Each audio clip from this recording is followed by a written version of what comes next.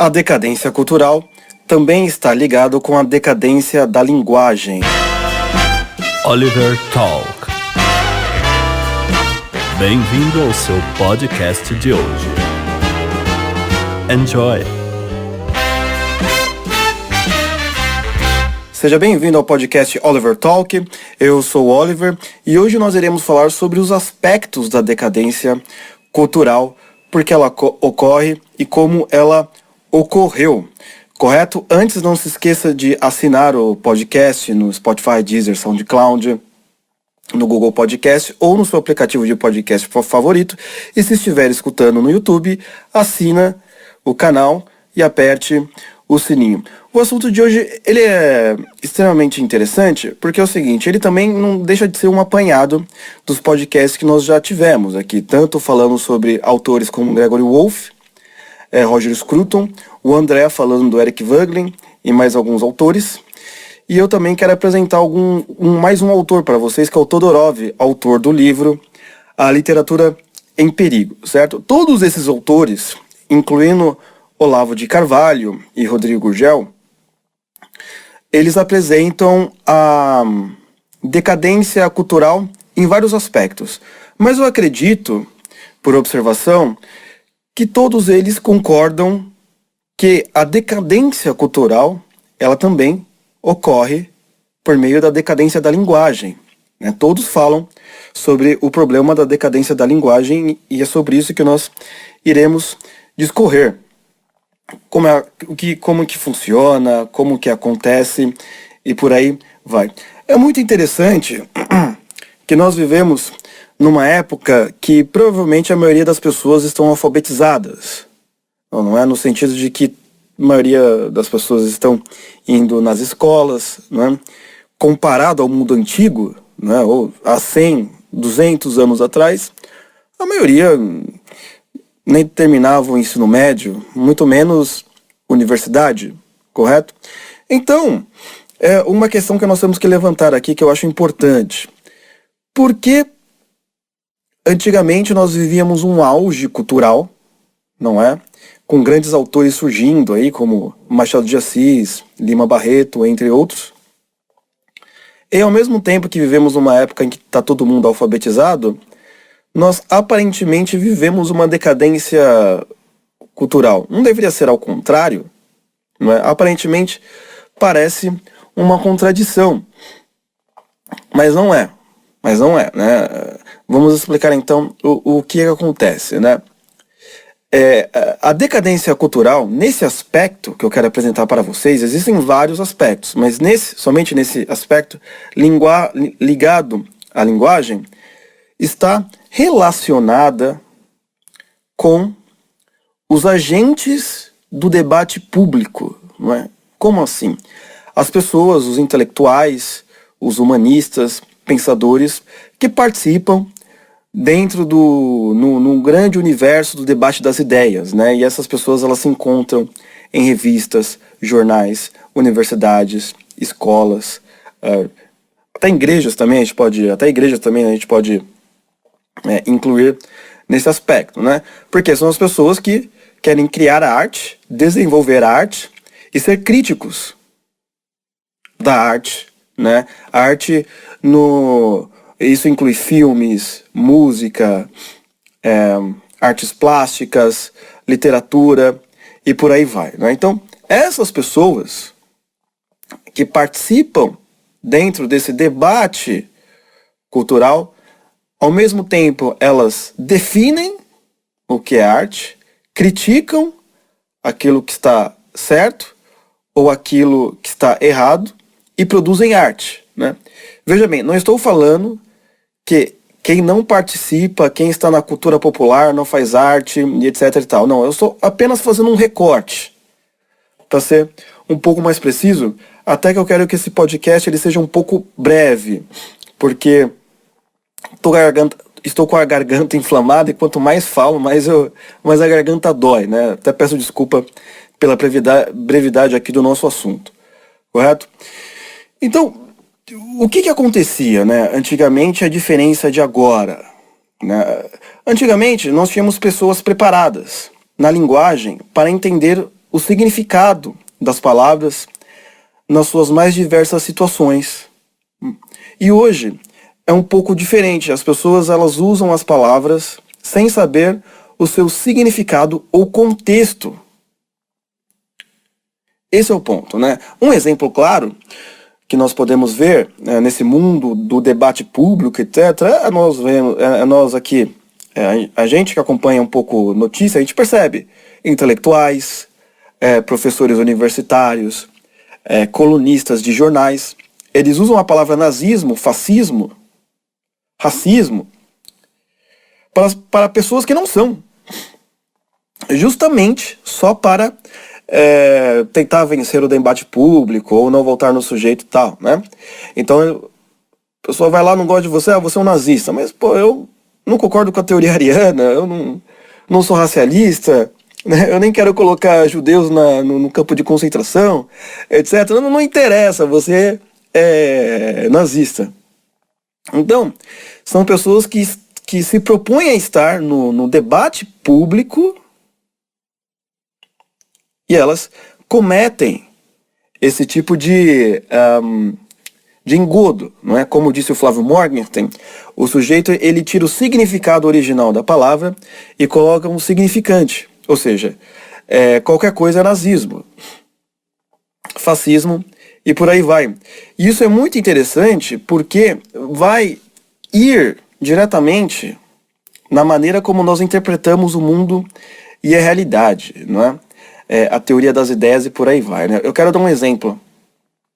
Quando eu fiz o curso de História e Arte do Japão, a professora ali amava o Japão, japonesa também, ou descendente, né, por assim dizer. E toda a história que ela explica do Japão ali, né, ela explica tudo a partir de uma ótica pós-colonialista, né, numa ótica que parte do princípio que a história do Japão ela se desenvolve em contraste com o Ocidente.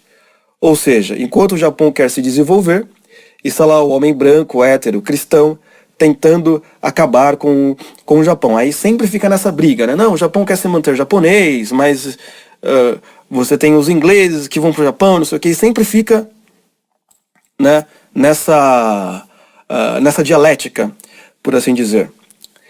E ela olha toda a história do Japão a partir dessa ótica.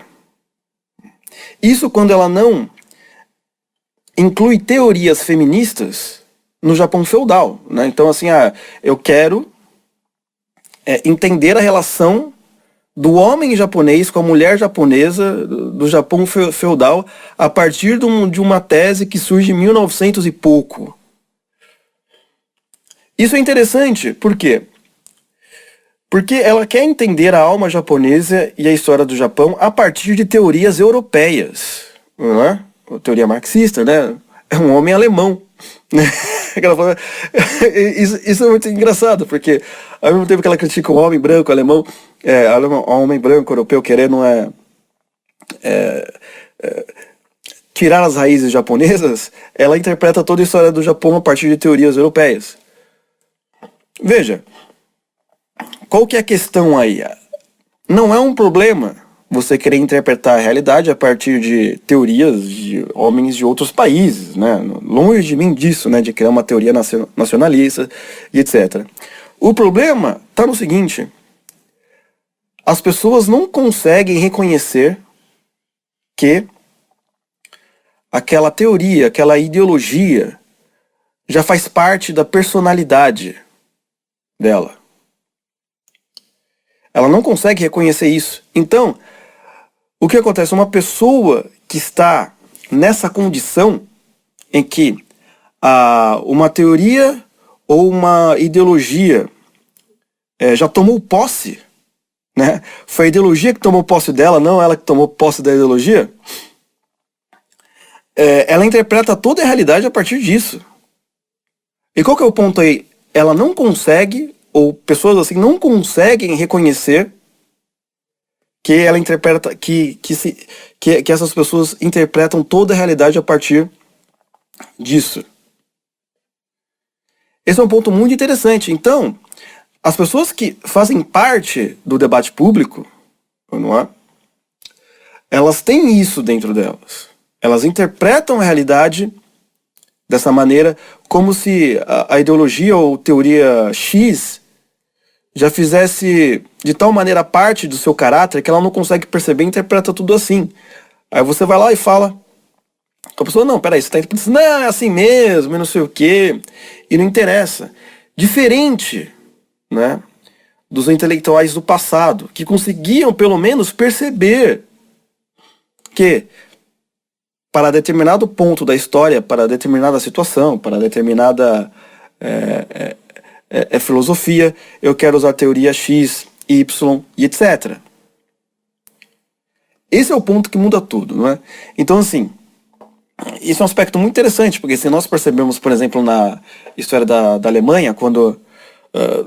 não vou dizer da Alemanha, né? Vamos dizer assim, daqueles países germânicos ali, quando teve a Guerra dos 30 Anos, né, na Antiguidade, e por aí vai, França e Alemanha, pelo menos naquela região que nós chamamos hoje de Alemanha, foi algo que destruiu a Alemanha completamente, né? Desse momento, né, de total destruição e miséria, começou a ter um movimento cultural muito forte, né, que nós iremos chamar de romantismo. Em um outro podcast a gente explica o que é o romantismo melhor, a gente pode até fazer uma série de podcasts relacionados a isso.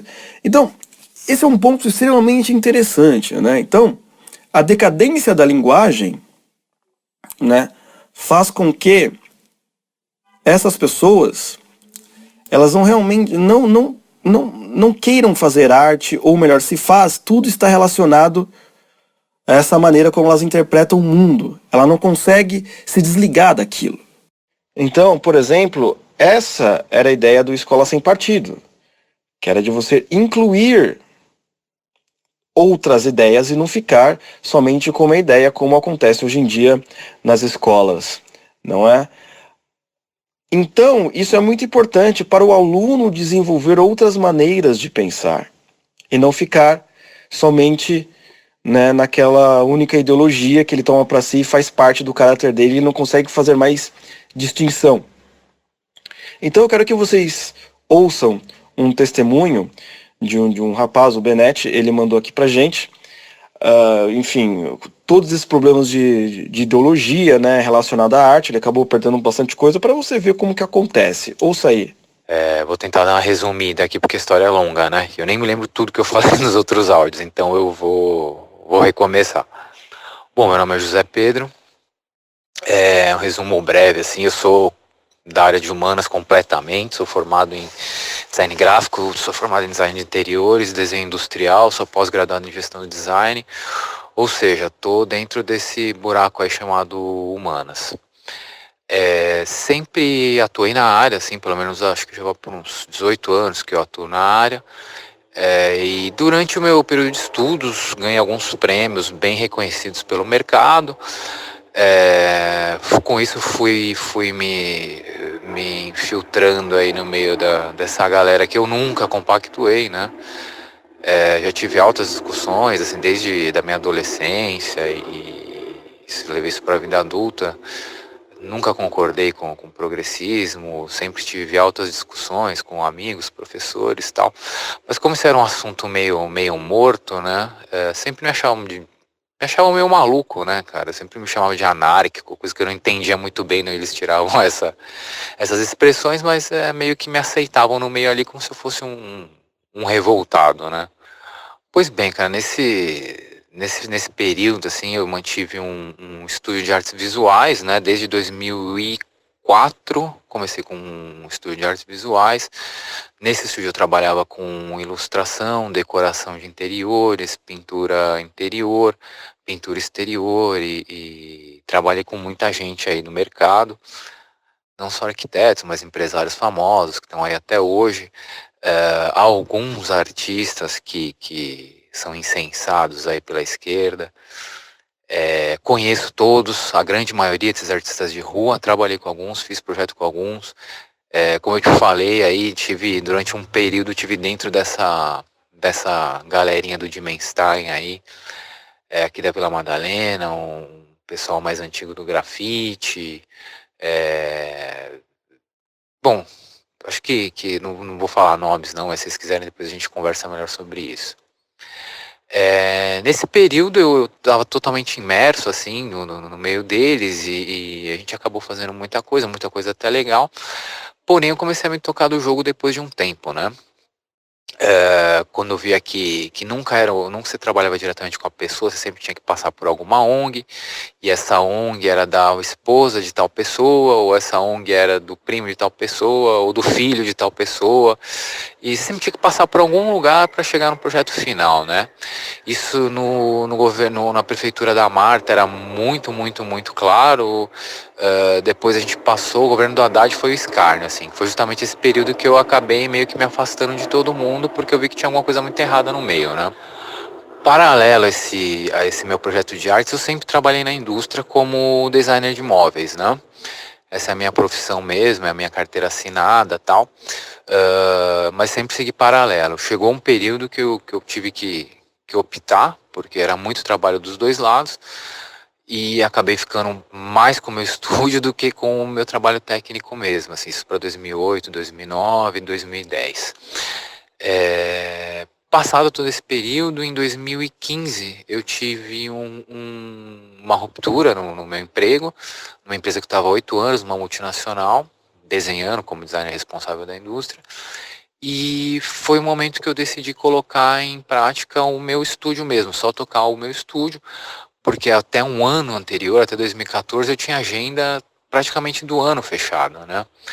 E num momento de crise e tal, eu falei, bom, vou investir nisso, porque eu conheço todo mundo, eu acho que vou ter trabalho e tocar esse projeto. Só que nesse momento, em 2015, o negócio para mim já estava meio esquisito no meu meio, né, no meu ciclo, porque o pessoal começou a me entender como conservador, começou a ver que eu era um bicho que não era só o cara revoltado, que eu não era só o doidinho, amigo de todo mundo, que não concordava com nada que eles diziam, o mal-humorado e tal. Eles viram que ali existia um posicionamento.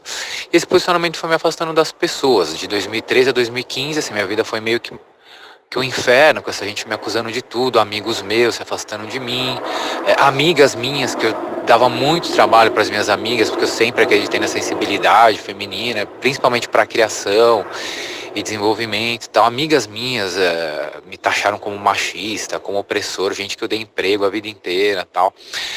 Misógino, né, que era uma palavra que estava muito na moda nessa época. E isso foi me afastando desse meio e eu, óbvio, não sou burro, sou um cara velho e não sou burro, eu comecei a me afastar de todo mundo também. Só que em 2015, como eu me vi perdido, eu falei, vou abrir meu estúdio, vou retomar alguns contatos que eu achei que era possível ainda e vou tocar essa ideia, né? Nesse momento eu fui conversar com um amigo, né, que eu considerava um amigo, que é um grande empresário da noite aí, bem conhecido. O cara, ele tem, acho que hoje deve ter mais de 6 ou 7 casas. Transumirante 9 de Julho, Café do Teatro, Municipal, Carniceria, acho que vocês devem saber quem eu tô falando, né? Cheguei para esse cara, que a ex-esposa dele, inclusive, é madrinha do meu filho, e falei, cara, eu tô com esse projeto, assim, assim, assim, e vou tocar, de repente você pode me dar uma ajuda aí pra gente começar a fazer alguma coisa junto, que era um período que eu sabia que ele tava reformando alguns bares e tal. E seria meio que o pontapé inicial pra coisa dar certo, né? Nesse momento ele me comunicou, falou, ó, cara, não abra, não faça, existe um meio aí, existe um círculo de pessoas e você não faz mais parte dele. Isso eu já tinha percebido, porque de 2014 para frente eu passei a não receber mais trabalho, não receber mais convite, passei a não receber mais, eu fazia muitas palestras, eu era convidado de participar de muitas palestras em escolas de arte, universidades, esse circuito de belas artes, semana de design, FMU, EAD, todo ano pelo menos 4, 5 palestras eu participava, também os convites pararam. E ele me comunicou que havia esse e-mail e esse e-mail eu estava animado. Então era melhor eu não começar nada, porque seria investir pouco dinheiro, porque seria investir e perder dinheiro. E ele estava falando isso porque ele me gostava de mim. Olha aí, olha o absurdo. Ele está falando isso que ele gostava de mim e porque a ex-esposa dele era a madrinha do meu filho. Bom, de 2015 a 2017 foi ladeira abaixo, foi terrível. Eu cheguei a fazer Uber, trabalhar de garçom em buffet, me virar. Foram 2 anos terríveis, sem nenhum trabalho, batendo de porta em porta, procurando os antigos amigos. E nisso vendo projetos acontecerem e tal, mas todo mundo me falando que não tinha nada, que não tinha nada, que ia entrar em contato. Cheguei a procurar para retomar aula, porque eu também dei aula em algumas ETs, dei aula no Senac, dei aula em algumas universidades, dei alguns cursos livres também em algumas universidades. E nada, nada, nada, simplesmente nada. Foram 2 anos de nada, batendo de porta em porta e não tendo retorno nenhum, assim. Mas isso eu já sabia, né, por aviso desse meu ex-amigo, que eu estava animado, mas eu falei, vou tentar, vou bater de porta em porta, de repente alguém ainda não sabe, né, que eu sou o demônio. Mas não, cara, realmente todas as portas fecharam para mim. De 2017 para cá eu voltei para o mercado, graças a Deus, Deus foi bom, saúde me coloca, estou no mercado há 2 anos aí novamente, como desenvolvimento de pesquisa de produtos, sou designer de mobiliário, mas eu acho que hoje o meu ciclo de artes acabou, cara, não existe mais discussão, não existe mais nenhum meio que eu possa atuar, não vejo por onde. Caso eu consiga algum trabalho, será com alguém que não conhece nada disso, que não está inserido no meio de artes aqui em São Paulo.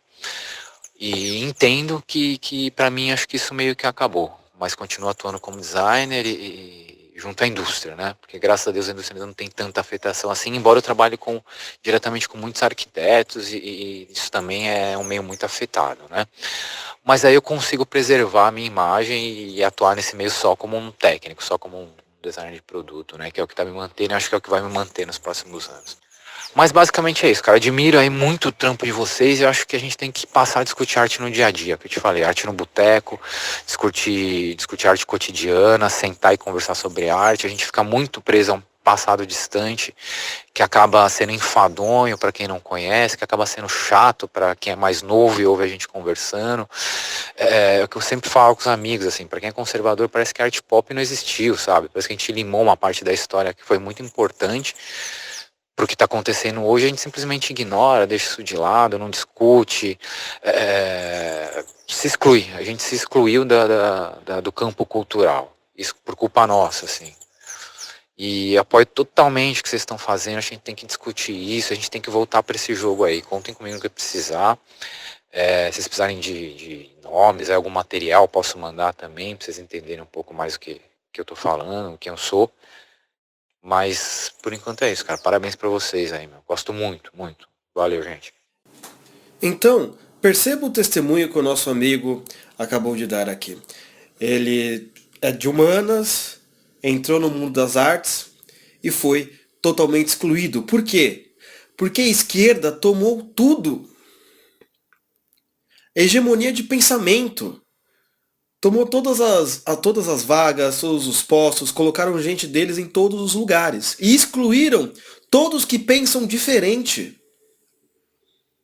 Isso que é importante a gente perceber, que a verdadeira batalha é no campo cultural. Eu falo isso direto. Só o que acontece? As pessoas só querem se importar com política. Eu não posso aqui dizer para vocês porque as pessoas só gostam de política, mas eu posso apontar alguns aspectos que faz com que tenha menos pessoas interessadas, né, no mundo das artes. Primeiro que é mais difícil. É muito mais difícil. Você, por exemplo, adentrar no mundo das artes, ser um crítico literário, ou pelo menos gostar de literatura, demanda o quê? Ler, demanda estudar e etc. E qual que é mais fácil você ler? 5 parágrafos de alguma notícia política ou 700 páginas de um romance de Dostoiévski? Tem esse ponto. Precisa-se de discernimento, precisa-se de outros aspectos de leitura, de bagagem, etc., para você participar do grande debate das ideias, por assim dizer. É um pouco mais difícil, mas ao mesmo tempo é o mais recompensador. Não é? Então, o que vai acontecer aí?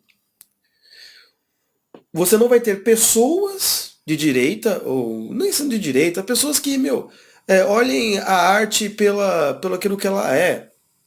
Ou pelo menos que tenham outros tipos de pensamento. Não é? E aí, que nem aconteceu aqui com o nosso amigo testemunha, é totalmente excluído. Por quê? A maioria das pessoas só se importam com a política, né, da direita. Né? Da arte ninguém quer saber, né? Como diz o Gregory Wolfe, o direitista, ele vê a arte que nem está nesse trecho aqui do livro dele. Eu já falei, mas vou repetir de novo, a beleza salvará o mundo, né? A verdade nua e crua é que o desespero assombra muitos direitistas.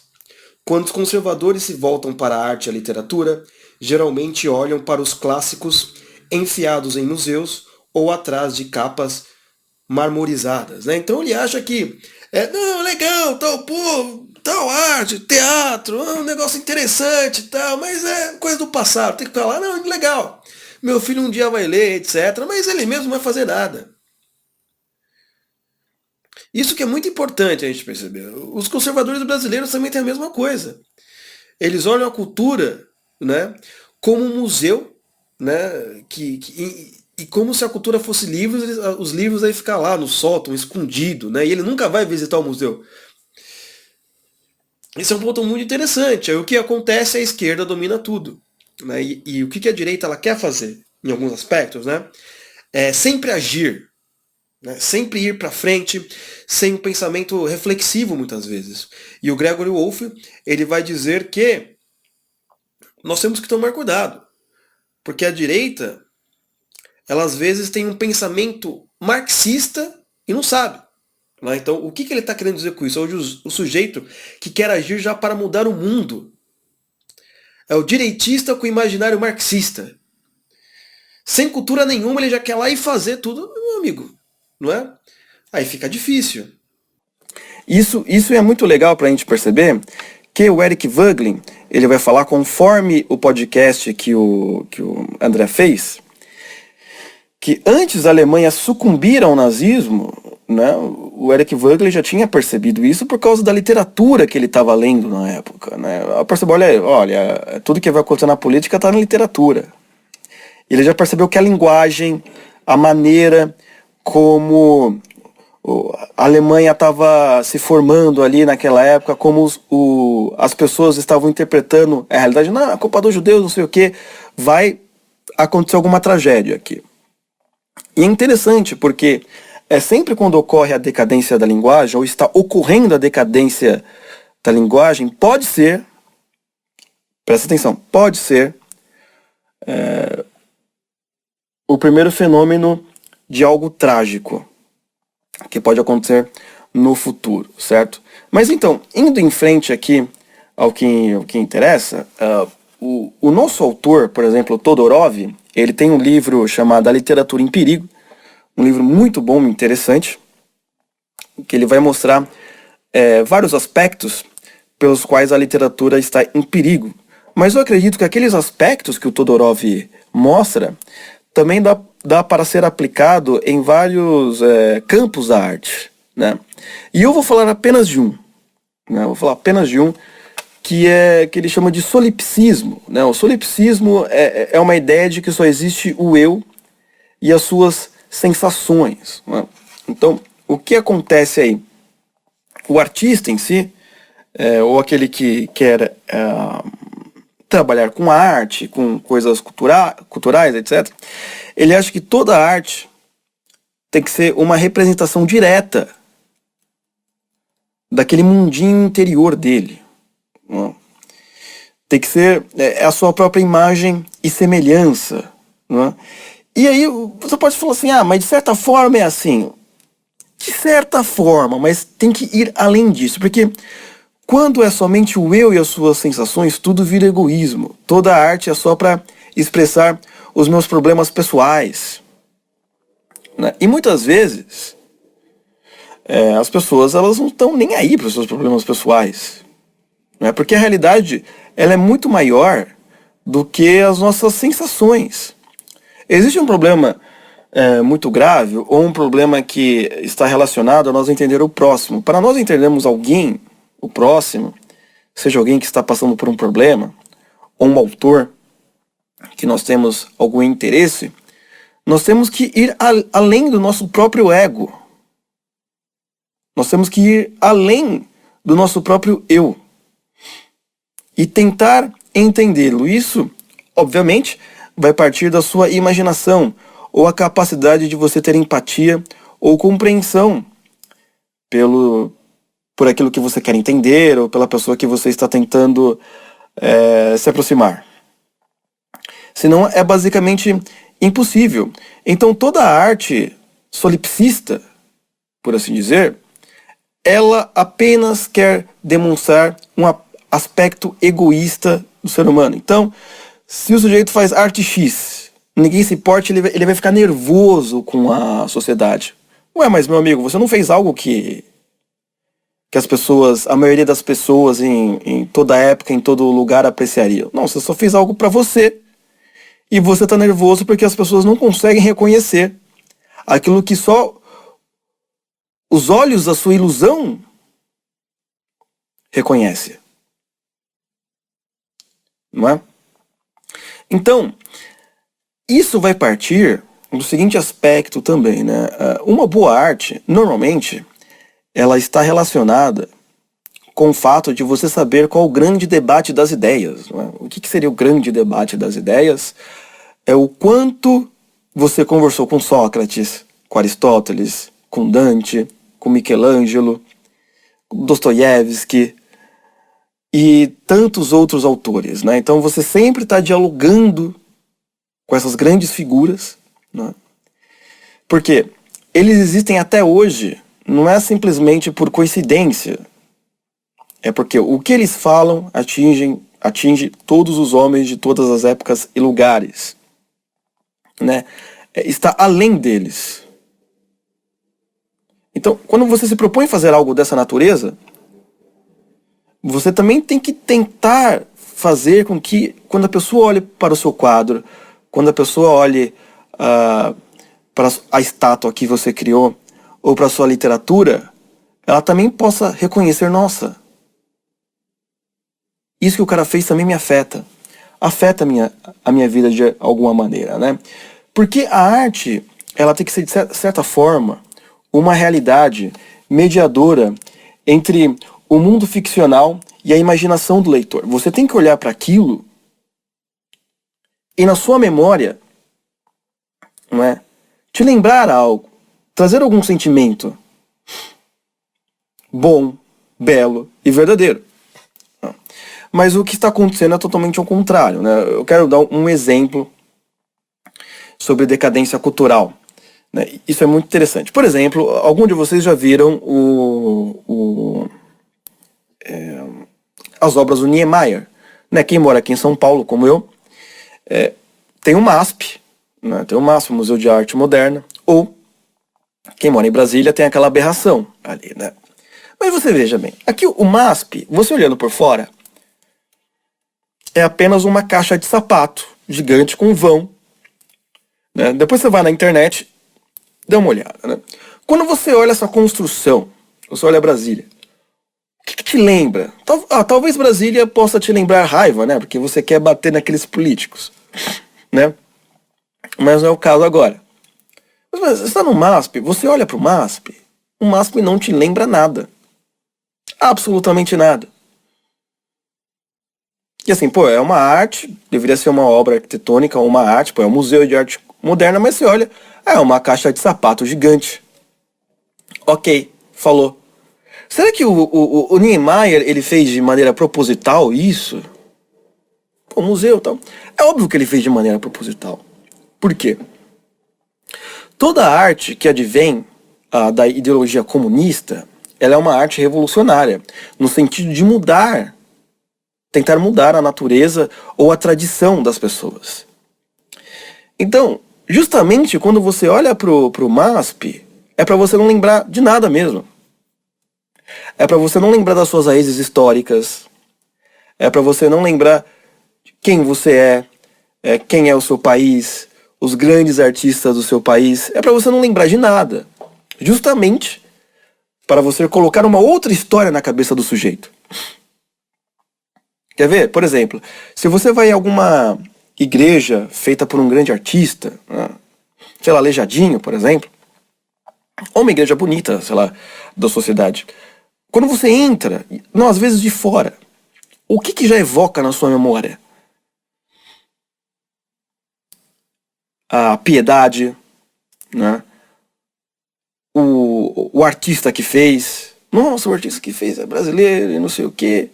Vai te trazer um temor, né? Você olha aqueles tetos gigantes e você se sente um nada perto daquilo, né?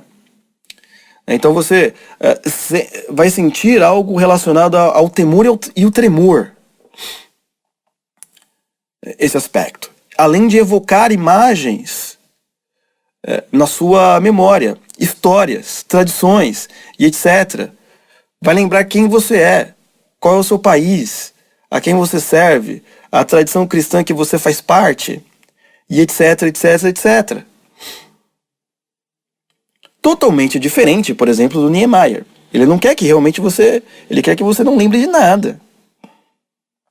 Essa é a intenção dele.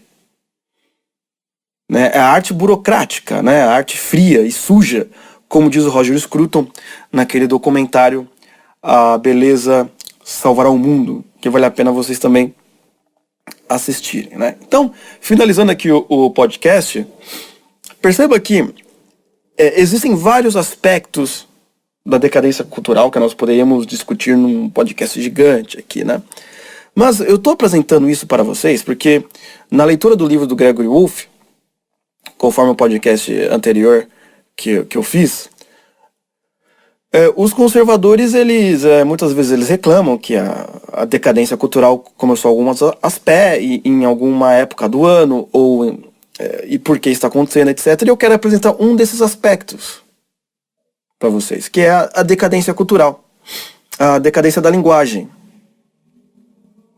que é o aspecto que todos nós conseguimos perceber no dia a dia, tanto nas redes sociais, quanto no mundo da arte e da literatura.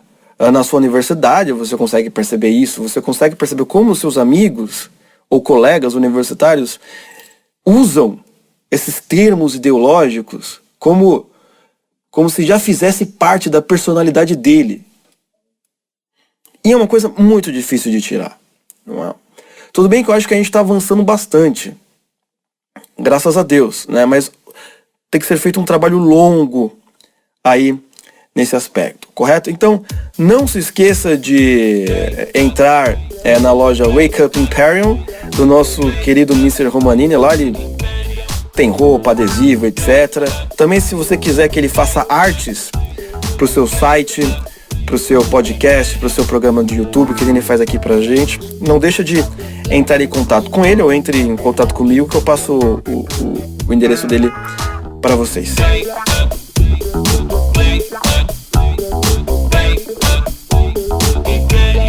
Tudo bem? Também não deixe de seguir a gente nas redes sociais, tá? Só colocar o Oliver Talk no Facebook, Instagram, e você achará facilmente. Muito obrigado e até o próximo podcast. Oliver Talk. Este é o fim do seu podcast. Muito obrigado.